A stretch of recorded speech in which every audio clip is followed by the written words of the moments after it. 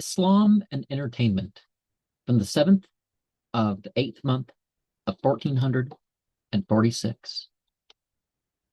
Criticism of past systems may desensitize us to repeating their mistakes. It shouldn't be up to government to just give and take. Art, fashion, and diet are of individual and collective make. Richness and variety may or may not be good for souls. We should not be bound by foreign controls. Are the paid a waste, or is it therapeutical?